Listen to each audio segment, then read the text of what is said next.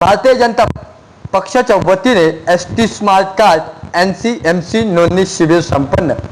भारतीय जनता पक्षाच्या वतीने तेच भाजपाचे धनंजय बोडारे, चंद्रकांत बोडारे यांच्या वतीने उल्हासनगर 4 संतोष नगर शाखा पॅनल क्रमांक 15 मध्ये 240 रुपयात ST स्मार्ट कार्ड नोंदणी शिबिर मोठ्या संख्येने यात महिलांनी सहभाग घेऊन शिबिराचा लाभ घेतला असून महिलांना बस स्टॉप येथे 4-4, 5-5 तास थांबून सुद्धा त्यांना ST स्मार्ट कार्ड NCMC या कार्डसाठी मोठा त्रास सहन करावा लागत होता।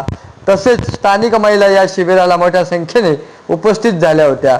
तसेच धनंजय बोडारे, चंद्रकांत बोडारे, वसुंधरा बोडारे यांचे महिलांनी आभार देखील मानले आहे। धनंजय बोडारे यांनी सांगितले की महाराष्ट्रामध्ये ST स्मार्ट कार्ड अर्थात NCMC कार्डमुळे कोठेही चालणार असल्याचे सांगण्यात आले आहे। CNI महाराष्ट्र न्यूजसाठी प्रतिनिधी सलीम मंसुरी, ठाणे उल्हासनगर। त्रास सहन करावा लागतो, 4-4 तास लाईनमध्ये उभं राहावं लागतं। तुम्ही याच्याबद्दल काय सांगणार?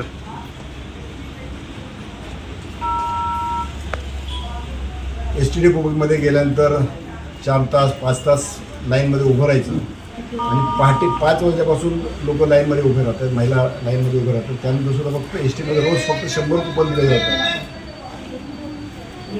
त्या 100मध्ये नंबर नाही लागला तर पुन्हा नंतर दुसऱ्या दिवशी यायचं आणि तिथे नंबर लागल्यानंतर ते कार्ड मिळण्यासाठी पुन्हा 1 महिन्यानंतर किंवा 20 दिवसानंतर ST डेपोमध्ये जायचं, चक्रा मारायचं, ते कार्ड 15 पाडून घेण्याचं। ते NCMC नॅशनल कॉमन मोबायलिटी कार्ड म्हणजे संपूर्ण देशामध्ये कुठेही चालणारं कार्ड, स्मार्ट कार्ड त्याला बोलतात।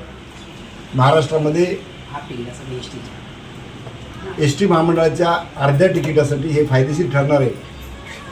1 ते 12 या वयोगटातील मुलींना असंही अर्धं तिकीट असतंच, परंतु 13 वर्षापासून ते पुढच्या सर्व महिलांसाठी, मुलींसाठी STचं अर्धं तिकीट त्यासाठी हे कार्ड उपयोगी येणार आहे। त्याचबरोबर 65 वर्षावरचे जे ज्येष्ठ नागरिक आहेत त्यांना सुद्धा या कार्डचा फायदा सगळ्या ठिकाणी होणार आहे। हे स्मार्ट कार्ड याच्यामध्ये आपण ATM सारखा सुद्धा याचा वापर करू शकतो। इमर्जन्सीमध्ये कुठे या स्मार्ट कार्डमध्ये आपण जर पैसे टाकले, कार्ड ST महामंडळ फक्त पैसे देईल, पण त्या कार्ड देईल, पण पैसे त्याच्यामध्ये आपल्याला टाकायचे, जसं आपण टोल नाक्यावर भरण्यासाठी किंवा इतर ठिकाणी। तर हे याचा कार्ड आपण ATM सारखं सुद्धा करू शकतो, पण ATM सारखं जास्त न करता जेवढे आपल्याला STच्या प्रवासासाठी लागतील तेवढे त्याच्यामध्ये टाकायचे, म्हणजे आपल्याला पैसे खिशात घेऊन द्यायची किंवा पर्स मारली, पाकिट मारलं असं होणार, कारण ते स्मार्ट कार्डमध्ये असणार आहेत पैसे। जरी कार्ड हरवलं तर त्याचे पैसे कुठे जाणार नाही, त्यामुळं त्या कार्डमध्ये पैसे ठेवायचे, कार्डमध्ये पंचिंग होईल आणि मग आपलं हाफ तिकीट आहे। अशा प्रकारची सुवर्ण संधी आहे इथल्या लोकांना 240 रुपयामध्ये उपलब्ध करून दिलेले। सकाळपासूनच तुफान गर्दी आहे। मला वाटतं पुन्हा 1-2-3 सेशन या ठिकाणी करावं लागतील। मी ST महामंडळाचं धन्यवाद मानतो, त्यांचं अभिनंदन करतो, खास करून महाराष्ट्र सरकारचं।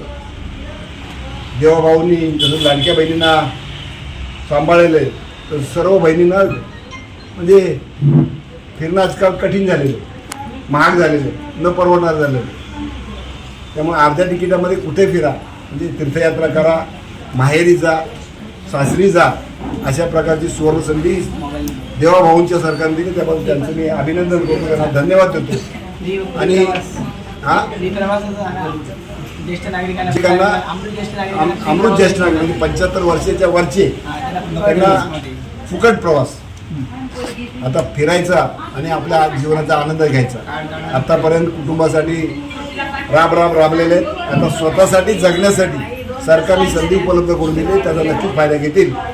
मी खास करून महिलांच्या पूर्ण टीमला, वसुधा बोडारे, शीतलताई बोडारे, रेखा येवले, शुभांगी शेलार, द्विता यांनी हे हा कार्यक्रम आयोजित केलेला आहे, त्यांचं अभिनंदन करतो, त्यांना धन्यवाद देतो। अशा प्रकारच्या महिलांसाठी सुविधा उपलब्ध करून द्या अशी अपेक्षा। पुन्हा एकदा सर्व नागरिकांनी सरकारच्या या योजनेचा फायदा घ्या। धन्यवाद। जय हिंद, जय महाराष्ट्र।